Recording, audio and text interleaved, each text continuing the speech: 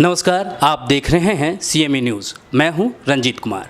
दोस्तों, फिल्म या TV serial और अब वेब सीरीज, इनमें जब अपने चहेते कलाकार, अपने चहेते स्टार को संवाद बोलते सुनते हैं, उनके संवाद पर आप तालियां मारते हैं या फिर वे अगर लतीफ़ा बोलते हैं तो आप ठहाके मार के हंसते हैं।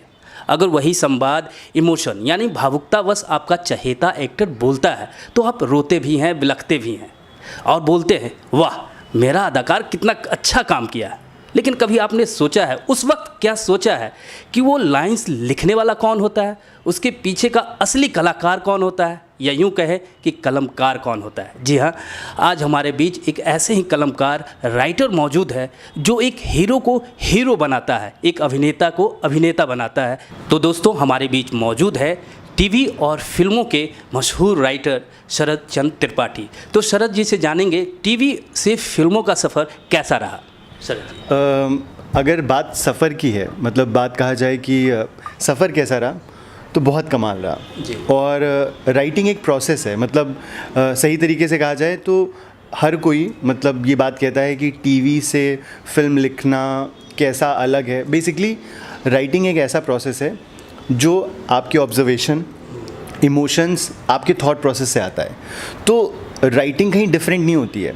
उसका क्या कहते हैं कि अपने आप को एक्सप्रेस करने का जो तरीका है वो थोड़ा बस अलग हो जाता है। लाइक टीवी में हमें हर रोज़ एक नया ड्रामा रचना होता है ताकि लोग रोज़ आएँ, और सिर्फ रोज़ नहीं, सालों साल आएँ। फॉर एग्ज़ाम्पल, अभी ये रिश्ता क्या कहलाता है, उसने 10 साल पूरे किए। तो सोचिए उस शो के राइटर्स पे कितना ज़्यादा प्रेशर होगा हर रोज़ ऐसी कहानी गढ़ना, हर रोज़ ऐसे किरदार बनाना जिससे कि लोग 10 सालों तक उस शो को देखते रहें, और वो अब भी टॉप रेटेड शो है। तो टीवी में मेहनत बहुत ज़्यादा है और फिल्मों में रिसर्च बहुत ज़्यादा है, क्योंकि फिल्मों में 3 घंटे या 2.5 घंटे और अब तो 2 घंटे कि 2 घंटे के उस टाइम पीरियड में जब लोग आएँ तो उनको बांध के उनके दिमाग पर ऐसी छवि छोड़ना कि वो घर जाएं तो उस किरदार को एक्चुअली जिएं, उसके बारे में सोचें। कि आज तक सोचें, हम गब्बर और ठाकुर की बातें करते हैं, और मतलब ऐसे कितने किरदार हैं जो कि अमर हो चुके हैं। तो फिल्मों में जो रिसर्च होती है वो बहुत स्ट्रॉन्ग होती है, वो किरदार जो बनाते हैं वो बहुत ही ज़्यादा स्ट्रॉन्ग होने चाहिए। और टीवी में क्या होता है कि हमारा ड्रामा जो होता है, कि जो हुक पॉइंट्स होते हैं वो बड़े कमाल होने चाहिए। तो ये बेसिक डिफरेंस है टीवी और फिल्मों का, क्योंकि एक ऐसी पृष्ठभूमि से आते हैं हम जो कि यूपी की पृष्ठभूमि है, जहाँ पे भाषा पे बहुत ज़्यादा हमें ज़ोर दिया जाता है। हमें बताया जाता है कि भाषा का महत्व क्या है आम जिंदगी में। तो क्योंकि भाषा पे पकड़ है तो टीवी भी बहुत अच्छे से लिख लिया। और हम ऐसे परिवार से आते हैं जहाँ पे बहुत सारे ड्रामे, हमारी बुआ, चाची, मासियाँ, इन सब का बहुत बहुत शुक्रिया कि उन्होंने हमें इतनी सारी मसालेदार गॉसिप्स या चीज़ें दी हुई हैं। ऐसे हमें बहुत सारे इंसिडेंट्स दिए हुए हैं जिनकी वजह से टीवी लिखना तो आसान रहा ही, और फिल्मों के लिए हमने ऐसे किरदार अपने आसपास देखे, ऑब्ज़र्व किए कि अब फिल्मों में जब पदार्पण किया है तो वो भी सो फार सो गुड, मतलब ये ठीक ठाक सही चल रहा है। तो फ़िलहाल सफ़र स्टार्ट हुआ है, इसके बारे में 2-4 फिल्में और रिलीज़ हो जाएं, फिर हम तफसील से बात करेंगे। जहाँ तक मुझे ज्ञात है कि ये आप पहली बार एज ए राइटर फिल्मों में डेब्यू कर रहे हैं फ्रॉड सैया के जरिए, और साथ में प्रकाश झा की बिटिया भी इससे डेब्यू कर रही है। तो एक महिला के अंदर में काम करना कितना, वैसे मुझे मालूम है कि आपने बालाजी के समय से काम किया है, तो कितना अंतर लग रहा है? देखिए, पहली बात, महिला और पुरुष सब यहाँ सेम हो चुके हैं। हाँ, दिशा झा जो कि प्रकाश झा की बेटी हैं, और जो प्रकाश झा फिल्म्स की लेगेसी को आगे बढ़ा रही हैं अपनी नई कंपनी ड्रामा किंग एंटरटेनमेंट के तहत। तो हम एक दूसरे को कभी जानते नहीं थे। हमारे पास सिर्फ एक स्क्रिप्ट थी जो मैंने और मेरे मित्र अमल दोनवार, हम दोनों जन ने मिलके लिखी थी, और मार्गदर्शन था हमारे जो डायरेक्टर हैं सौरभ श्रीवास्तव। उन्होंने क्या किया था कि एक थॉट हमें दिया था, क्योंकि एक पेपर में उन्होंने पढ़ा था कि एक आदमी है जो कई सारी शादियां करके उन बीवियों के पैसों पे पलता है। तो उन्होंने ये थॉट दिया, हमारे साथ डेवलप किया। मैंने और अमल दोनवार ने मिलके एक फ़िल्म लिखी, स्क्रीन प्ले, डायलॉग्स किए। जो स्क्रिप्ट आई वो बहुत ही हिलेरियस, बहुत ही मज़ेदार थी। तो जब हमने वो स्क्रिप्ट लेके प्रकाश झा जी के यहाँ पे सबमिट की, मतलब दिशा झा बेसिकली ढूंढ रही थी स्क्रिप्ट, जब हमने उन्हें वो सुनाया तो वो हंस पड़ी और उन्होंने कहा कि this is the script I want to do my debut with. उन्होंने कहा मेरी कंपनी को स्टार्ट करने के लिए इससे बेहतरीन कोई स्क्रिप्ट नहीं होगी, जो मतलब हमारे लिए बहुत ही एक खुशी की बात थी। फिर प्रकाश जी ने पढ़ा, उन्होंने अपने काफ़ी सारे इनपुट्स दिए, वो क्योंकि इतने वेटरन, इतने वरिष्ठ और इतने एक्सपीरियंस मंझे हुए वो राइटर भी हैं, डायरेक्टर भी हैं, तो उन्होंने अपने इनपुट्स डाले और हमारे पास एक अच्छी स्क्रिप्ट बनी। और फिर अरशद वारसी और सौरभ शुक्ला आए ऑन बोर्ड और इस फिल्म का पूरा मतलब ये कंप्लीट फिल्म बनी। तो इस पूरे प्रोसेस में दिशा का जो रोल था, जैसा कि आपने कहा कि एक लेडी के अंडर में काम करने का, दिशा बहुत ही स्वीट है, बहुत ही लेस इंटरफेयरिंग, मतलब बहुत ही कम ना नुकुर करने वाली या आपके काम में घुसने वाली लड़की हैं वो। और उन्होंने हम सबको इनफैक्ट बहुत सपोर्ट किया थ्रू आउट द प्रोसेस, बहुत ज़्यादा सपोर्ट किया कि हम बहुत अच्छा मतलब लिख पाएँ और अपने आप को एक्सप्रेस कर पाएँ। और उसके बाद डायरेक्टर का भी बहुत अच्छे से साथ दिया ताकि एक अच्छी फिल्म बन सके। ठीक, जैसे अगर मुख्य किरदार को अरशद वारसी को मान लें, तो आपने पहले स्टोरी लिखी या फिर उसमें अगर बाद में स्टार कास्ट डिसाइड हुआ कि हाँ अरशद वारसी, तो उनके कैरेक्टर को, उनके जो रुतबा है उनको ध्यान में रखकर कुछ चेंजेस करने पड़ते हैं? हाँ, कई बार ऐसा होता है कि जब आप कुछ एक चीज़ लिखते हो और आपके दिमाग में कोई एक सर्टेन कलाकार होता है, लाइक फॉर एग्जांपल कुछ होता है। मैं रानी मुखर्जी का रोल ट्विंकल खन्ना के लिए लिखा था करण जौहर ने, बाद में उसे रानी मुखर्जी ने किया। तो हाँ, जब शुरुआत होती है तो हम हमेशा मैंने किरदार तो नहीं सोचा था ऑफ कोर्स, और जब हम लोग डिस्कस भी करते थे तो उस समय कोई बंदा दिमाग में नहीं आता था, कोई हीरो नहीं, बट हमने ये सोचा था कि जो भी होगा वो एक बहुत ही शरारती, बहुत ही नॉटी किस्म का इंसान होना चाहिए, बट जिसमें अडोरेबिलिटी यानी कि जिस पे प्यार आना चाहिए, जिसकी शैतानियों पे प्यार आना चाहिए। और जब स्क्रिप्ट कंप्लीट हुई और जब हमने विचार करना शुरू किया तो अरशद का ध्यान आते ही everybody was on same page कि बस ये वो शक्ल है जिसमें शरारत है, जिसमें बहुत सारी मासूमियत है, मस्ती है। तो अरशद वो बंदे होंगे, वो एक्टर होंगे जो हमारी फ़िल्म के लिए एकदम परफेक्ट होंगे। एंड बस फिल्मों की बात चल रही है, तो आपकी आने वाली कौन सी फिल्में हैं जो आपके राइटिंग का कमाल दिखेगा सीरियलों की तरह? जैसे फ्रॉड सिंह, मुझे ये लग रहा है कि अब एक दो फिल्में आने के बाद लोग मुझे कुछ अलग ही तरीके से लेने वाले हैं, क्योंकि मैं बहुत मस्तीखोर हूँ, बहुत मस्ती भरी चीज़ें लिखता हूँ, करता हूँ, वैसा हूँ मैं। तो अब मेरी जो दूसरी फिल्म है उसका नाम है छिछोरी सी लव स्टोरी, और जो कि सारेगामा मूवीज़ प्रोड्यूस कर रही है। एक्टर्स अभी फाइनल नहीं हुए। ये एक फ़न फिल्म है यंगस्टर्स के साथ में, जो बच्चे होते हैं जो छोटी छोटी हरकतें करते हैं अपने प्यार मोहब्बत के लिए मस्तीखोरी में, तो उनकी छिछोरी हरकतों पे, अगेन मैं कह रहा हूँ छिछोरी मीन्स अश्लील नहीं, छिछोरी मीन्स नॉटी, छिछोरी मीन्स मस्तीखोरी वाली हरकतें, उस पर आधारित ये फिल्म है। जैसे फ्रॉड सैया है वैसे ही ये एक फ़िल्म है। उसके अलावा दो फिल्में और हैं। एक में साउथ की एक फ़िल्म है दांडू पाल्या, जिसकी हिंदी रीमेक पे काम कर चुका हूँ, स्क्रिप्ट ऑलमोस्ट कंप्लीट है। और एक और फिल्म है जो रेवोल्यूशन 2020 चेतन भगत की एक बुक है, उस बुक पे हमने एक स्क्रिप्ट तैयार की है जो बहुत जल्द आई गेस की ऑन फ्लोर जानी चाहिए। शरद जी, अब ये तो फिल्मों की और आने वाली फिल्मों की बात हुई, अब हम ज़रा पीछे चलते हैं कि एक दर्शकों को मैं बता दूं कि ये एक बाकायदा डॉक्टर हैं, डिग्री होल्डर डॉक्टर हैं, शायद MBBS की इन्होंने डिग्री ली है, और उनके बाद ये राइटिंग के क्षेत्र में कदम रखा। वो ज़रा सफ़र दिलचस्प है, अगर शरद जी खुद बताएं तो काफ़ी अच्छा लगेगा आप लोगों को। एक छोटा करेक्शन करना चाहूँगा कि डिग्री तक पहुँचा नहीं था, MBBS की तैयारी की सिलेक्शन होने के बाद, क्योंकि मेरा भाई, बड़ा भाई जो है वो डॉक्टर है। पिताजी का एज़ यूजुअल सपना था, 2 बेटे, दोनों डॉक्टर, दोनों का अपना नर्सिंग होम, बहुएं डॉक्टर, लाइफ सेट, मतलब एक परफेक्ट त्रिपाठी नर्सिंग होम वाली ज़िंदगी। लेकिन ऐसे में मेरा सपना था कुछ क्रिएटिव करने का, कुछ लिखने का। I have always been that kid जो कि कुछ लीक से हटकर काम करना चाहे। तो मेडिकल फील्ड में सेलेक्ट होने के बाद जब हम ये सोच रहे थे कि अब मेडिकल कॉलेज जाएंगे, डॉक्टर बनेंगे, उस वक्त बालाजी टेलीफिल्म्स, एकता कपूर जी की कंपनी ने एक टैलेंट हंट की थी जहाँ उन्हें राइटर चाहिए थे। और मतलब ये कमाल बात है कि जहाँ पे उन्हें राइटर चाहिए थे, इसे कहते हैं ना डेस्टिनी जो होती है ना, किस्मत जो होती है, बहुत इंपॉर्टेंट रोल प्ले करती है आपकी ज़िंदगी में। कि जहाँ पे वो टैलेंट हंट हो रही थी, वहीं पे मैं मेरे दोस्तों को अपने डॉक्टर होने की खुशी में पार्टी देने गया था।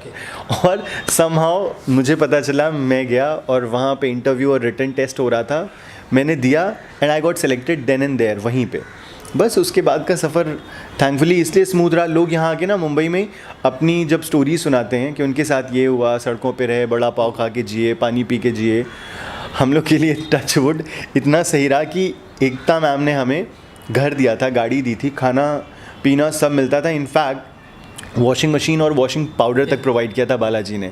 तो उसके लिए तो मतलब मैं ज़िंदगी भर इंडेप्टेड हूँ, मैं ऋणी रहूँगा उनका कि उन लोगों ने हमें इतने अच्छे से जिसे कहते हैं ना पाल पोस कर बड़ा किया, हमें राइटर बनाया है अच्छे से।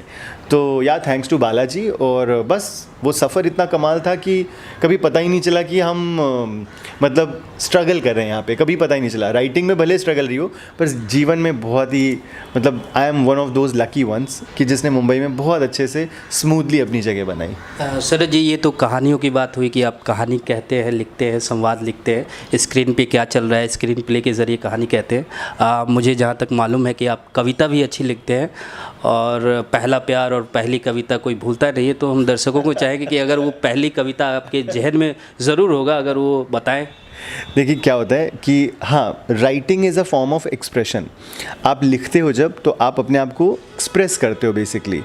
कुछ लोग किताबों में लिखते हैं, कुछ लोग कहानियाँ लिखते हैं, कुछ लोग कविताएं लिखते हैं, कुछ लोग गाने लिखते हैं। मैं सब लिखता हूँ, मतलब मैंने गाने भी लिखे हैं, लिरिक्स भी लिखे हैं, अपने शोज़ में तो काफ़ी ज़्यादा लिखे हैं। और मेरा एक सिंगल इश्क नशीला करके यूट्यूब पे है। उसके अलावा मेरे कई सारे सिंगल्स अभी आ रहे हैं। एक आर्टिस्ट हैं इश्क बेक्टर, जिन्होंने ए हिप हॉपर, मुझे प्यार तो कर, सुनिधि चौहान के साथ बहुत पहले बनाया था। रियल देसी हिप हॉपर उनका नाम था।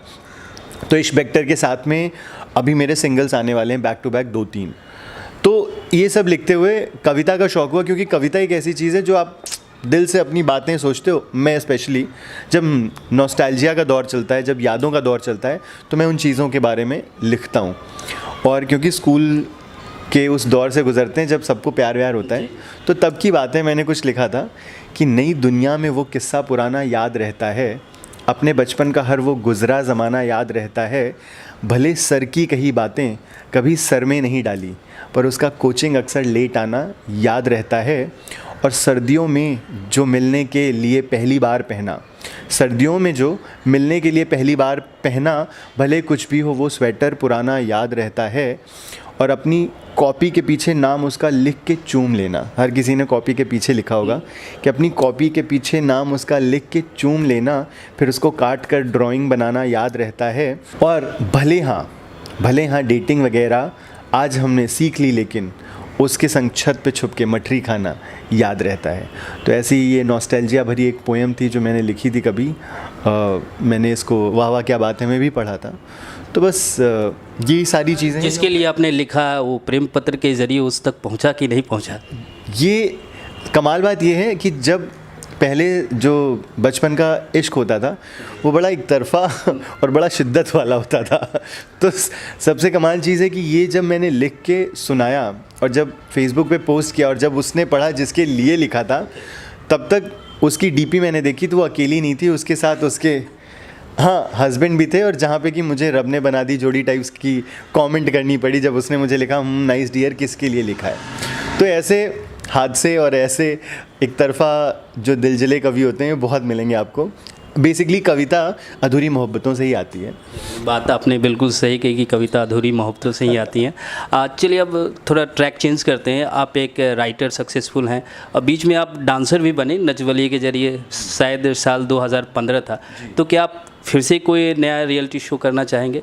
देखिए वो रियलिटी शो ऑफ कोर्स मतलब काफ़ी चैलेंजिंग था। और क्या होता है ना कि एज अ राइटर जब आप कुछ लीक से हटकर अलग करना चाहते हो तो चैलेंज से ज़्यादा वो क्रिटिसिज्म की बात हो जाती है कि हर किसी को लगता है भाई तू राइटर है, तेरा काम राइटिंग करना है, तू डांस वांस क्यों कर रहा है। तो हाँ, वो एक चैलेंज था जो मैंने अपने आप को दिया था, जो शारीरिक रूप से बहुत थकाऊ होता है।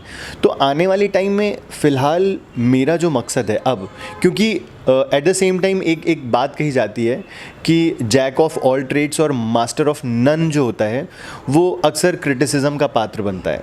तो और उसके अलावा भी मतलब आपको लाइफ में अगर कुछ चीज़ अचीव करनी है तो वो फोकस बहुत ज़रूरी है।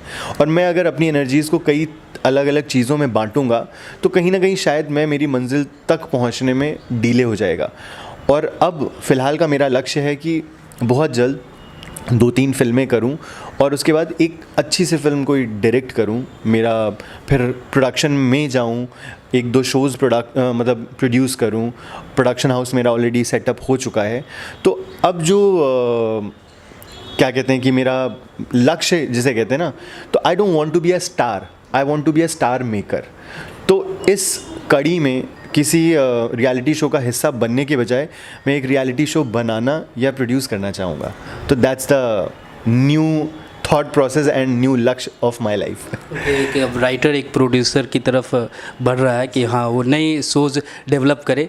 डायरेक्टर ये बताइए कि अभी जो वर्तमान में आपके जो सीरियल चल रहे हैं, आपने शुरू से क्योंकि सास बहू से भी जुड़े रहे और वर्तमान में कौन कौन से चैनल पर कौन कौन से शोज चल रहे हैं? मुझे मालूम है जाकर शक्ति चल रहा है और भी 2-3 सीरियल है। जी, शुरुआत तो क्योंकि के ज़माने से 2005 तो मैंने क्योंकि, कसौटी, कहानी घर घर की, ऐसे आइकॉनिक शोज़ का हिस्सा रहा हूँ मैं। थैंकफुली मैं बालाजी को मैं अपनी मतलब राइटिंग जो भी थोड़ी बहुत आती है उसका बहुत सारा श्रेय इसीलिए देता हूँ क्योंकि उन्होंने ऐसे आइकॉनिक शो का हिस्सा बनाया मुझे। मतलब ऐसी वाली बात थी ये कि एक बच्चा जिसको कुछ नहीं आता हो, मतलब जिसको राइटिंग का काका का नहीं आता, उसे अचानक टॉप रेटेड शोज़ के बीच में लाके बिठा दिया जाए, बड़े बड़े राइटर्स के बीच में।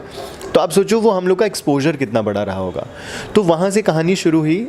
मैं 50 से ऊपर के शोज़ लिख चुका हूँ। थैंकफुली 13 साल का जो ये सफ़र रहा ये कंटिन्यूस रहा, जहाँ पे मैं लिखता ही रहा। हाल फिलहाल में 4 शोज़ हैं जो फ़िलहाल कर रहा हूँ, जिसमें एक इंटरनेट वाला लव है जो एक कमाल की स्टोरी है आज के दौर के युवाओं की, कि इंटरनेट पे कैसे किस तरह लोगों को प्यार होता है, तो उनकी कहानी है।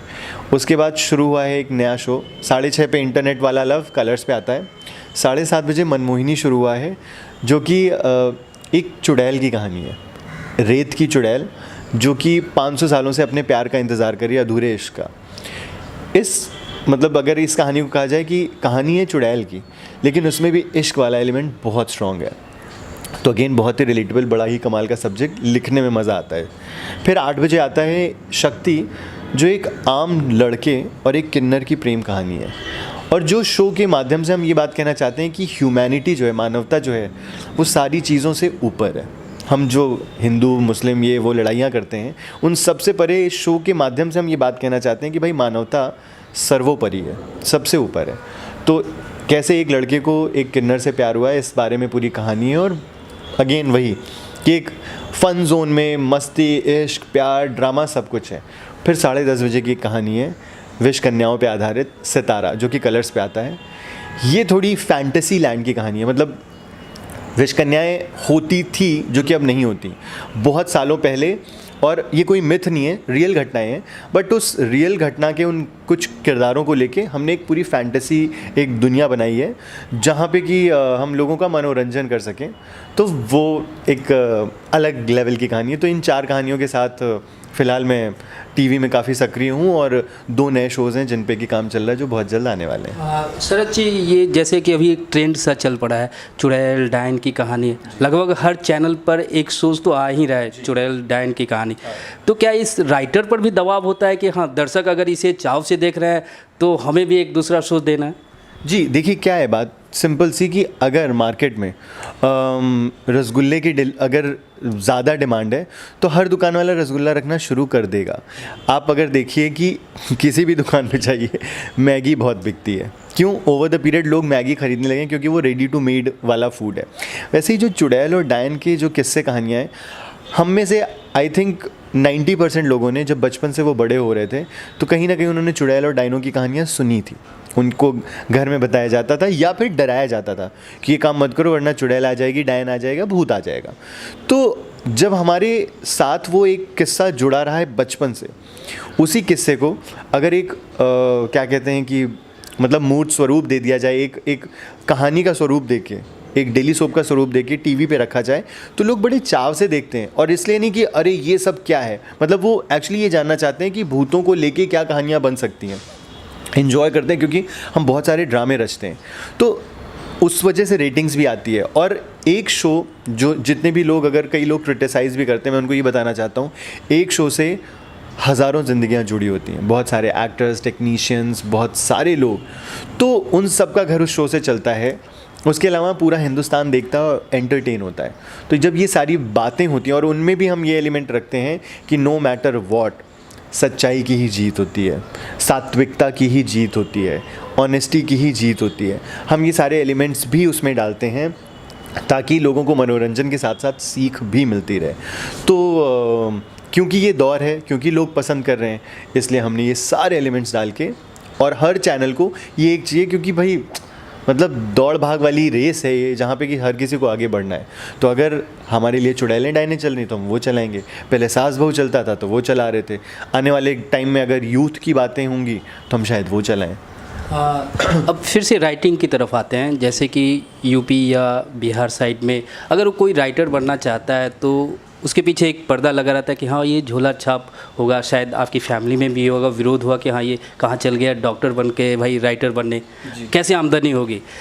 तो इसके पीछे आप क्या बताना चाहेंगे उन माता पिता को कि जो अपने बेटे को चाहते हैं कि हाँ क्रिएटिव फील्ड में आगे बढ़े? देखिए, सबसे पहले तो मैं बता दूं, अगर टीवी राइटिंग में आ रहे हैं, ठीक ठाक पैसा है और बहुत अच्छे से ज़िंदगी चल जाएगी हर किसी की। और जितने भी यूपी बिहार ही नहीं, इनफैक्ट पंजाब या कर्नाटक या जहाँ जहाँ जितने लोग हैं, हर जगह क्या होता है, माँ बाप हमेशा अपने बच्चों की भलाई चाहते हैं। और भलाई इस तरह से मतलब वो सोचते हैं कि एक सिक्योर जॉब मिले। वो जो सिक्योरिटी होती है ना हमारे माँ बाप की, वो हमेशा उनको बांध के रखती है कि अपने बच्चे को कुछ अलग ना करने दें। या हमेशा वो कहते हैं ना, डॉक्टर, इंजीनियर, IAS, PCS, उन 4 शब्दों के बीच ज़िंदगी बंधी रहे।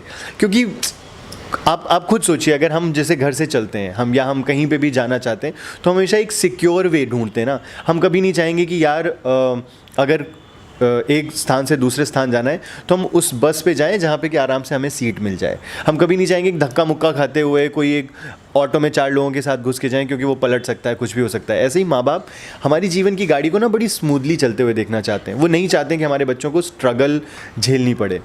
जो वो चीज़ नहीं समझते हैं वो ये कि बच्चे के अंदर अगर पैशन है, अगर आग है, अगर फायर है, अगर टैलेंट है, तो वो अपनी उस मंजिल को पा लेगा, पहुंच जाएगा। और यकीन मानिए, अगर वो अपनी, कोई भी एक इंसान है, उसने अगर अपने पैशन को परस्यू किया और उसको कंप्लीट किया, तो वो वाली जो खुशी होती है ना, वो अल्टीमेट होती है। तो हर माँ बाप को मैं सिर्फ ये कहूँगा कि ना उन्हें सपने देखने से रोको, ना उनके सपनों के बीच में आओ, बस सपोर्ट करते रहो। और एक सही सपोर्ट, सच्चा सपोर्ट, सही मार्गदर्शन ना इंसानों को भाई चांद तक पहुंचा चुका है। तो ये जो एक चीज़ है, ये बहुत ज़रूरी है, जो मैं माँ बाप से चाहूँगा कि सपोर्ट करें। क्योंकि अगर वो हारे या गिरे तो एटलीस्ट आपका सपोर्ट उन्हें एक बेहतर इंसान बना पाएगा। अदरवाइज़ क्या होगा, अगर उनके सपने टूटे तो वो एज अ इंसान भी टूट जाएंगे। इसलिए माँ बाप का जो मार्गदर्शन और सपोर्ट है वो बहुत बहुत ज़्यादा इम्पोर्टेंट है।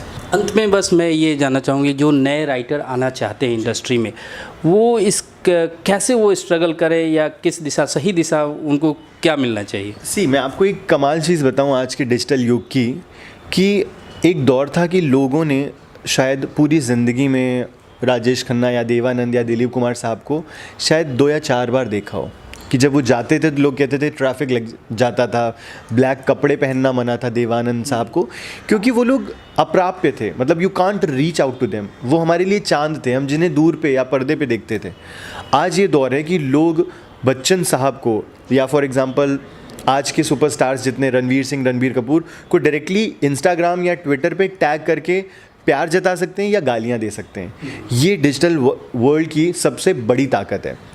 तो जितने भी लोग हैं जो राइटर बनना चाहते हैं, स्पेशली मैं उन सबको ये बोलना चाहता हूँ कि प्लीज़ अपने आँख नाक कान खुले रखिए। बहुत सारी अपॉर्चुनिटीज़ ऑन इंटरनेट अवेलेबल हैं।